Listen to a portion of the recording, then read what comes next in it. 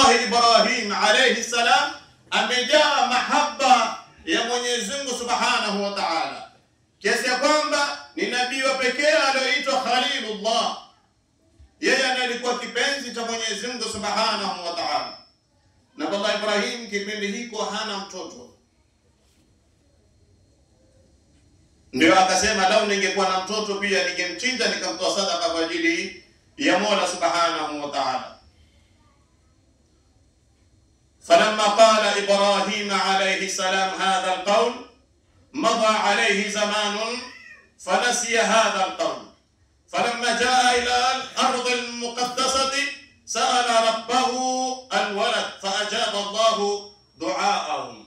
Na Allah Ibrahim aliposema haya maneno kulipita masiku mingi sana, na akawa ni mwenye kutoka katika mji wa Maka kuelekea Baitul Maqdis Palestina, akaenda kukaa huko. Alipofika huko na Allah Ibrahim alayhi salam akamuomba Mola Subhanahu wa Ta'ala amruzuku na yeye angalau mtoto mmoja.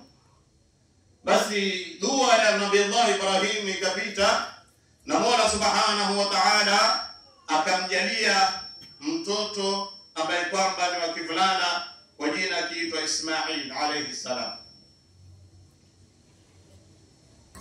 Falamma balagha ma'ahu as-sa'y, mtoto baada kuwa ashazaliwa anaweza kutembea na babake kwenda nje, anaweza kutembea na babake kwenda sehemu kadha wa kadha. Katika riwaya inasemekana na Allah Ismail alipofikisha miaka 7. Riwaya nyingine inasemekana na Allah Ismail alipofikisha miaka 13. Kulifanyika nini? Qila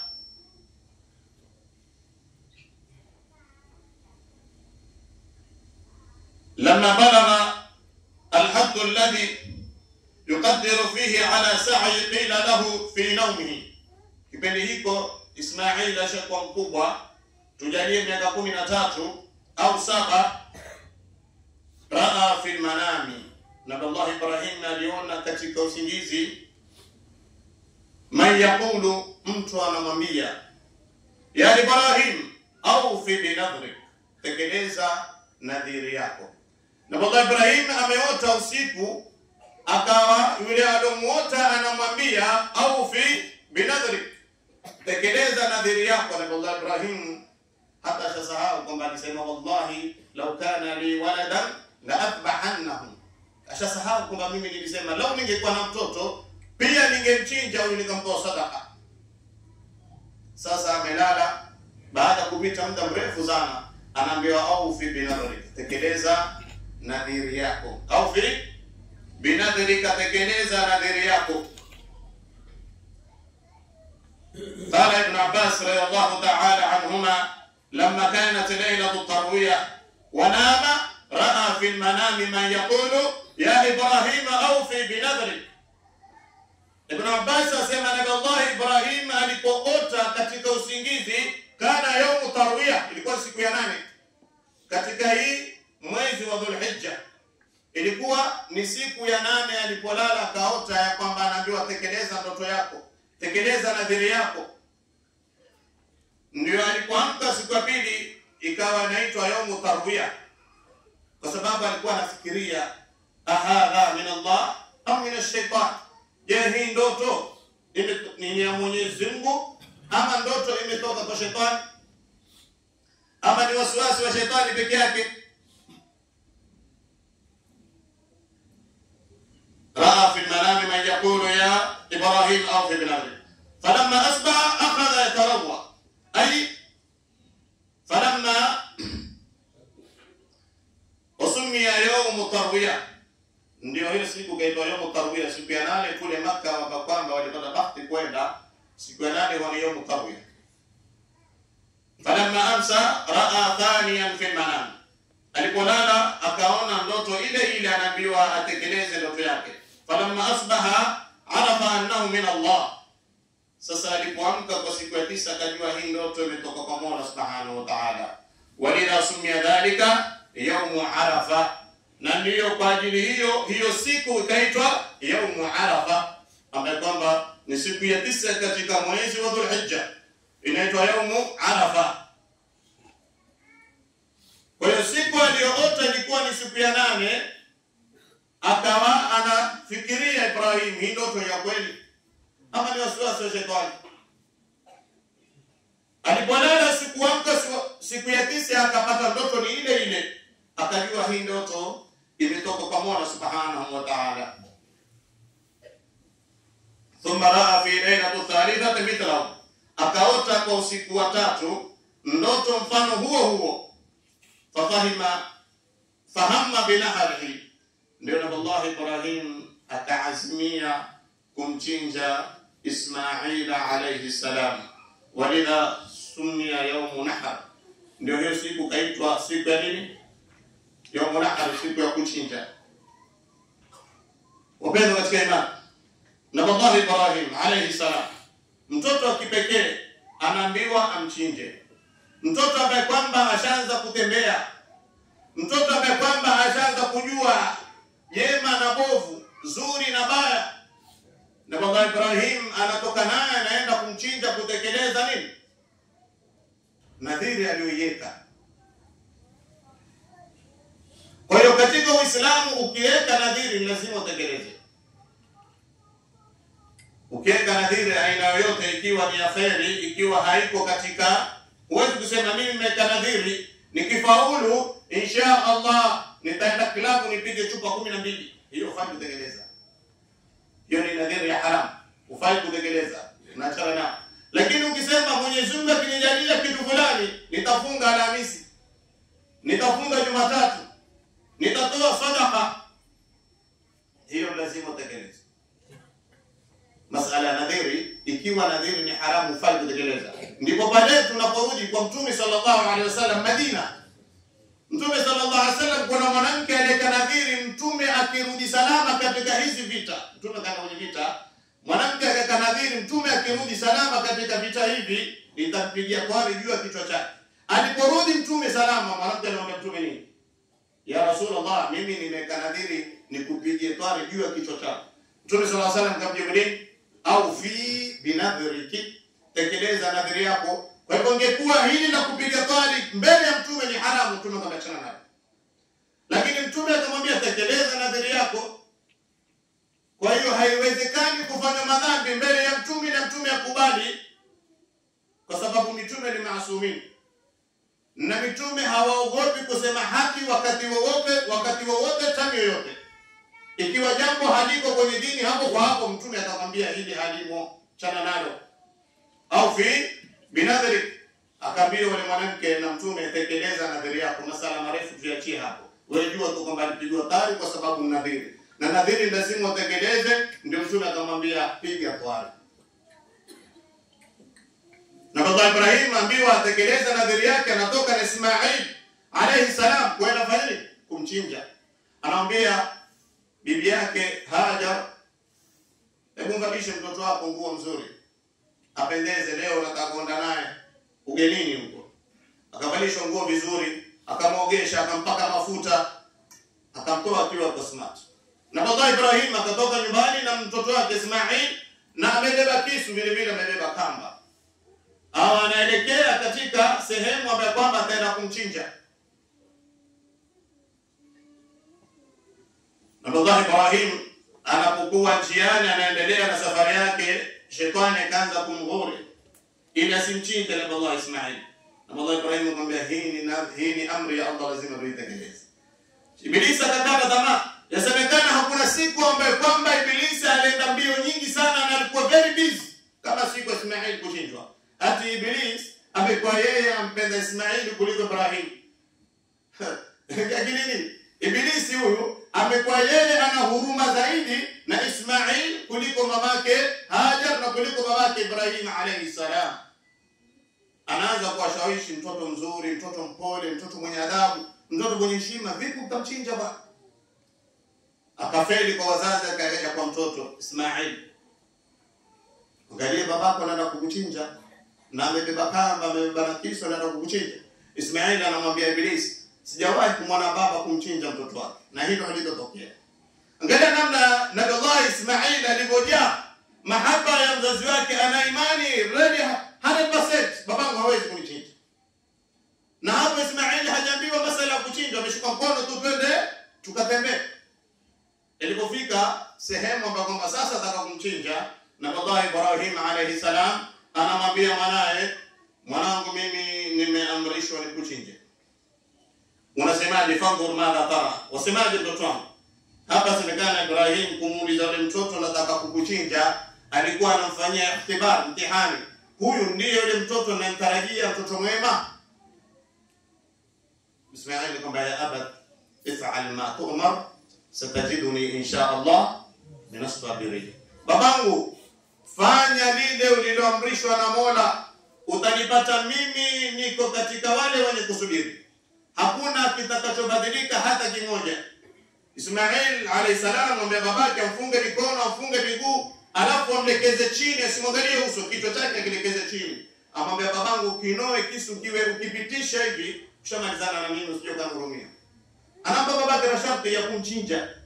Mtoto anajua mimi nachinjwa na nakubali, na amewekwa chini.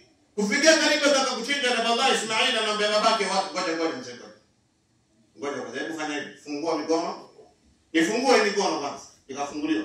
Nifungue na miguu, ikafunguliwa. Akamwambia, mimi nataka unichinje nikiwa nimeridhika, wasije malaika. Na Mola Subhanahu wa Ta'ala akaona kama kwamba mimi nalazimishwa kuchinjwa, ama nachinjwa kwa lazima. Kwa hivyo nifungue kamba zote ulizonifunga, uniache nikiwa hivi kama kawaida. Angalia, mtoto anachinjwa na baba, na anamwambia babake, fanya hivi na hivi na hivi, ile fanya nini? Kuchinjwa. Huyu mtoto amejaa mahaba ya babake, na vile vile amejaa mahaba ya Mwenyezi Mungu Subhanahu wa Ta'ala. Malezi aliyopewa ni malezi ya kumweka Allah Subhanahu wa Ta'ala kifuani, na malezi ya kufuata amri ya mzee wake. Leo mimi na wewe watoto wetu, wacha kumwambia nataka kukuchinja. Uweze hata kumwambia mwanao niwekee na mimi maji ya kunywa, akakuwekea. Kwa nini? Umefeli katika malezi yako. Uweze kumwambia mwanao, shika hii nifanyie jambo fulani. Masala kuchinja kando na salama kubwa sana. Masala haya madogo mtoto wako unamwambia kufanyie na anakataa. Nani amefeli? Amefeli ni mzazi, ama amefeli ni wazazi katika malezi. Mtoto unafaa mlee kwa mahaba ya hali ya juu, kiasi ya kwamba anakupenda wewe mzazi kuliko mtu mwingine wote. Leo watoto wetu kupotea, kuvuta bangi, kula miraa, kufanya mambo hayafai, ni kwamba hawana mahaba katika nyoyo zao ya Allah, hawana mahaba ya wazazi wao. Ndakupa mfano, waangalia ni kijana au mvulana anapooa, anakuwa ako tayari kufuata amri ya mke wake au amri ya mume wake zaidi kuliko amri yako wewe mzazi. Hatusemi la usawa ni mtu afuate amri ya mzazi, la usawa ni mke afuate amri ya mume wake. Lakini utapata pengine hata kabla ya kuolewa mtoto akwambia, usiponozesha huyu mimi nitajiua. Angalia, yani maisha yake yako mikononi kwa naye atakayemuoa. Usiponozesha huyu mimi nitajiua. Lakini hujawahi kusikia mtoto hata siku moja kusema, mimi mzazi wangu asipokubali kuolewa na wewe, mimi sina time na wewe. Hakuna. Kwa nini? Ule mwanao ameenda kutiwa mahaba na mtu from nowhere na akaingia vizuri. Lakini wewe ambaye kwamba umeishi na yeye miaka 15 mpaka 20, ulishindwa kumjenga kimahaba ili mtoto akuone wewe ni bora dunia hii kuliko mtu mwingine wewe, baada ya Mungu na mtume wake. Hapo ndipo tulipoenda kufeli. Ndio mtoto akipata rafiki mwenye kula marungi na yeye anakula, kwa sababu hana hofu ya Allah, hana hofu ya mzazi. Ndio mtoto akipata rafiki mwenye kufanya uzinifu na yeye anafanya, kwa sababu hana hofu ya Mungu na mtume, wala hana hofu ya nani? Ya mzazi. Ndama tulivyoalea. Leo mtoto hata kwenda madrasa hana haja nayo, kwa sababu wewe mzazi hujampa mahaba ya kumwonyesha umuhimu wa madrasa, kwamba madrasa ni Mungu, madrasa ni mtume, madrasa ni mzazi, ukumuonesha. Kubwa lako zaidi utasema hawa walimu wa madrasa wanachapa watoto mpaka watoto hawataki kusoma. Lakini tukipima kati ya madrasa na skuli, wapi wanachapa zaidi? Skuli wanachapa watoto, sisi pia tulipitia huko. Kama tukusoma skuli lakini tulisomesha Arabic huko. Watoto wanachapa na mzazi hasemi kitu. Madrasa ukimchapa mtoto fimbo moja ni sababu ya mtoto kutolewa. Hasomi tena huyo, historia yake imechapo. Kwa nini? Ustadhi anachapa watoto. Ustadhi anamchapa mtoto wangu. Kwa hivyo huyu hafai kusoma. Lakini ni wewe hujampa imani kamili ya ule mtoto kujua thamani ya Qur'ani na hadithi. Ya ule mtoto kujua thamani ya dini yake. Ya ule mtoto kuwa mimi niko tayari kufanya lolote kwa sababu ya mzazi wangu. Wewe umemjenga kwa mahaba ya skuli. Mtoto anapoingia nyumbani, kitu cha kwanza utamuuliza, uko na homework kafanya? Mtoto anapoingia nyumbani ndio mwezi Jumapili aulize uko na homework wala uko na nini? Ambiwa umeingia, umeshapelewa? Leo sikuchapa. Alhamdulillah, mwalimu leo sikio uko na nini? Yaani mzazi anashukuru kwamba ustadhi leo kidogo pengine kwa pata sadaka sijui ndio hakuchapa leo. Yaani unamuonesha yule mtoto, unampa mazingira ya kwamba madrasa ni sehemu ya kuchapa watoto, si sehemu ya kupewa Mungu. Lakini madrasa ndio sehemu anapata mtoto kumjua Mola wake, mtume wake na wazazi wake. Imefika mazingira leo, mtoto wetu akifika skuli class 6, madrasa bye bye. Madrasa kwa heri.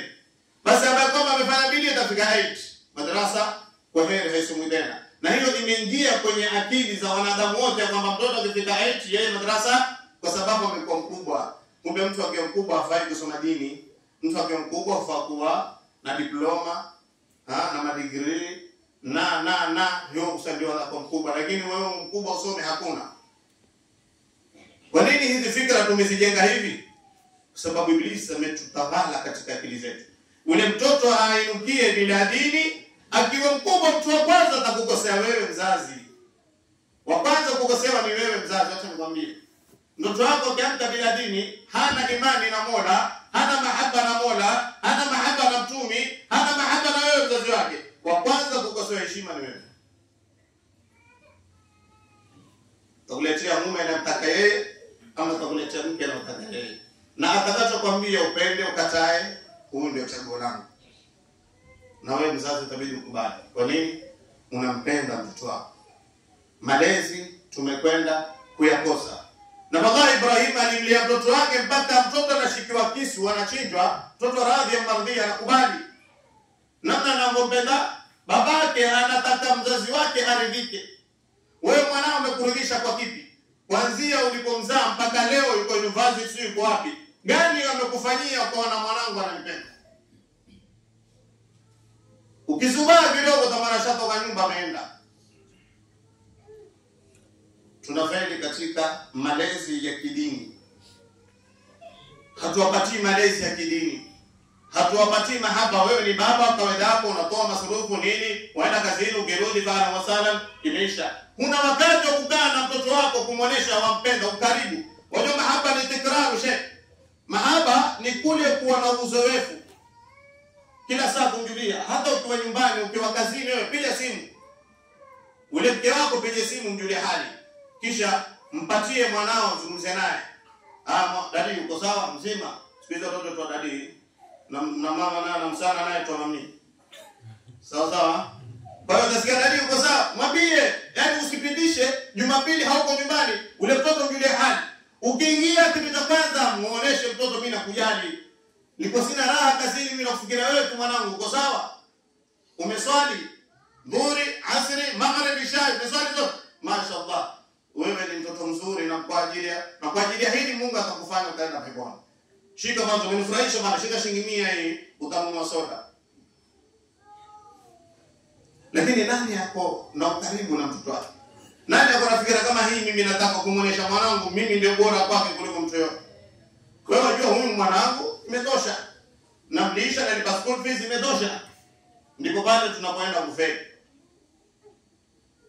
Hapo ndipo tunapoenda kufeli. Mtoto anachopata kwa mtu mwingine nje anashuka nacho. Kwa hiyo Allah Ibrahim akawa ni mwenye kumchinja Ismail, na Ismail anawaambia nifungue kamba unichinje nikiwa niko huru. Yaani nimeridhia kuchinjwa. Basi alipochinjwa, alipokuwa anaenda kuchinjwa, anapomchinja kile kisu hakikatisha. Anamchinja kisu hakikati. Anamwaga kisu kwenye shingo mpaka Ismail na baba, kwani umeshiwa na nguvu mpaka huwezi kunichinja? Anaona kama anampapasa kwenye shingo hakikati.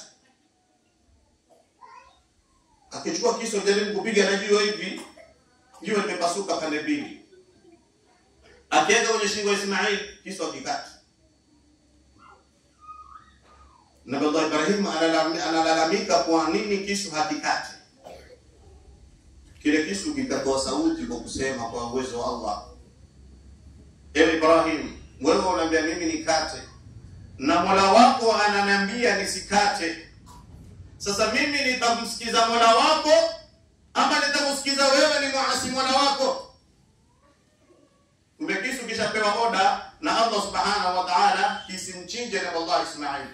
Ghafla anashuka Jibril na kondoo kumkomboa na Allah Ismail. Na Allah Ibrahim anapewa kondoo ili aweze kumchinja. Kondoo kumkomboa na Allah Ismail. Ibn Abbas anasema lau Ibrahim angemchinja yule mtoto, ingekuwa ni sunna kila muumini achinje mtoto wake tena wa kiume. Lakini sunna kama hii ikaondoka, ikaja sunna ya kuchinja kondoo, mbuzi na ng'ombe. Tunazifanya?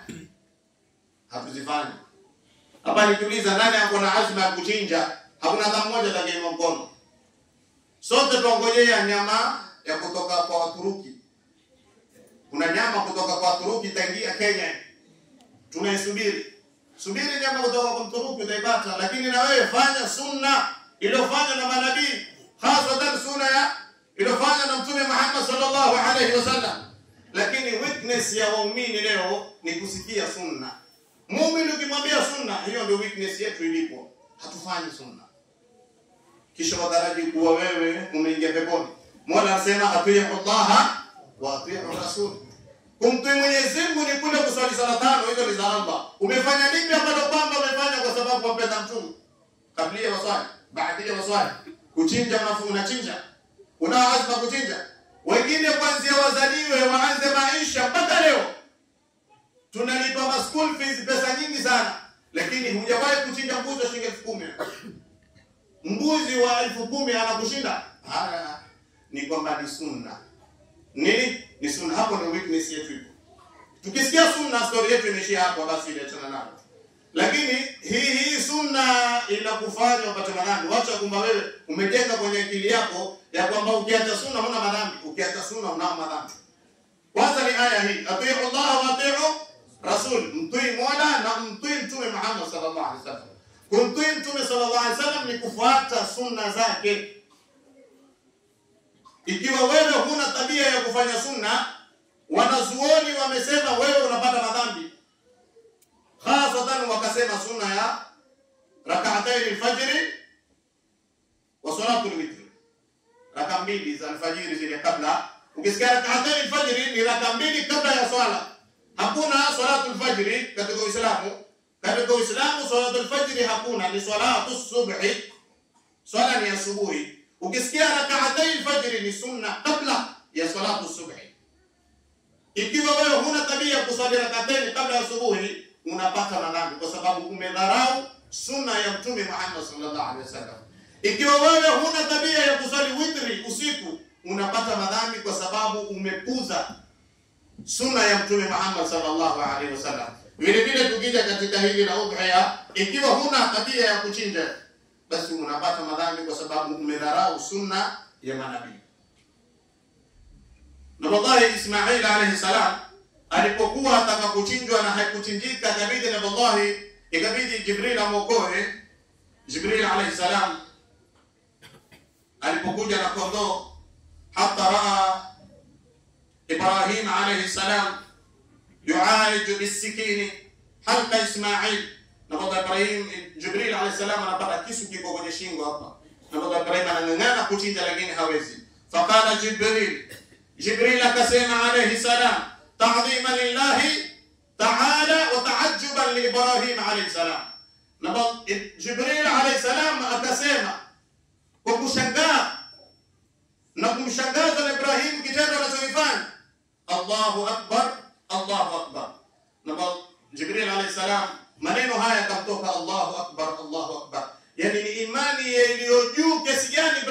kumchinja mtoto wake. Faqala Ibrahim akasikia maneno kutoka Jibril naye akamjibu akasema la ilaha illa Allah wallahu akbar. Hapana mola anayepasa kuabudiwa isipokuwa Mola, Allah ni mkubwa. Na wallahi Ibrahim anasema Allah ni mkubwa. Ismail naye akamaliza kwa kusema Allahu akbar walillahil hamd. Ndio hizi takbiri tunazozileta ndio tukafaradhishiwa na sisi ikawa ni wajibu kuleta hizi takbiri. Takbiri zinaanza saa ngapi za Eid? Muda umeenda lakini leo ni holiday. Sidhani kuna mtu anaenda kazini. Mtamsamehe. Tuko hapa kwa ajili ya Mola. Kuchinja hata kesho tunaweza kuchinja. Si lazima uchinje leo. Hebu tusikizeni kidogo. Hampatikani leo tumeyapata tuendeni mpaka saa 7 tuswali Juma kabisa ndio tutoke. Sio holiday. Mimi huwa ni mtu wa kwanza kukeep time kwa watu wangu Ijumaa. Hata Jumaa iliyopita nafikiri nilisema kuhusu katibu alichelewa akamwambia hivi hatutopenda. Lakini leo hakuna anaenda kazini, tutakaa mpaka saa 7. Waislamu msibabaike. Pendeni Allah Subhanahu wa ta'ala. Ha? Na wallahi Ibrahim na wallahi Ismail akawa amemaliza Ismail kwa Allahu akbar walillahi hamd. Hapa kuna masuala muhimu leo ni Ijumaa, msisahau. Ijumaa hii ya leo baada ya kuswali Eid kuna watu wanafikira ya kwamba baada ya kuswali Eid wewe ufanye kuswali Ijumaa. Hakuna fikra hiyo. Wala hakuna dini hiyo. Tutaswali Eid na bado tutaswali Ijumaa. Kwa nini? Kwa sababu Mtume sallallahu alaihi wasallam aliswali Eid na akaswali Ijumaa ziliposhikana hizo vitu mbili. Kwa sababu Imam Malik, Imam Shafi na Imam Abu Hanifa wamekubali watu waswali Eid na Ijumaa. Imam Ahmad peke yake ndo amekata. Imam Ahmad anasema hakuswali Ijumaa, utaswali adhuhuri. Si usiswali bisaa, utaswali adhuhuri. Kwa hiyo Mtume yeye hakuacha kuswali Ijumaa, bali alipeana ruhusa kwa watu wanaokaa mbali wamekuja kuswali Eid. Kama sasa hivi tutatoka hapa saa 3. Mtu anakaa Kisaju na mguu. Atafika saa ngapi na mpaka achinje na mpaka malize arudi Ijumaa. Mtume akawarelease wale wanakaa mbali kwamba nyinyi mtaswali dhuhuri huko kwa kwenu mlipo. Lakini wale wa karibu ilikuwa ni lazima waswali salatul Jumaa. Kwa hivyo leo baada tukitoka hapa kuna swala ya Jumaa tutangojea, tutaswali Jumaa kama kawaida. Sijui tumeelewana? Tutaswali Ijumaa kama kawaida. Kisha weka kwenye akili yako, mbona mimi sichinji? Mbona sijawahi kutia nia kuchinja? Mbona sijawahi kujilazimisha na mimi chinje? Utapata jibu gani? Pengine unaweza kukosa answer, mimi nitakupatia jibu. Ni kwamba wewe humpendi Mtume. Hilo ndio jibu lako. Kwa hivyo kama utakubali wewe humpendi Mtume, wacha hizi leo, kesho kutwa, Jumamosi, Jumapili, Jumatatu. Jumatatu ndio mwisho wa kuchinja. So kama wewe huko chinja na unao uwezo wa kuchinja, jiweke katika nafasi unaodharau sunna za manabii. Na wanaodharau sunna za manabii wanakuwa katika watu gani? Allahumma arina al-haqqa haqqan warzuqna ittiba'ahu wa arina al-batila batilan warzuqna ijtinaba.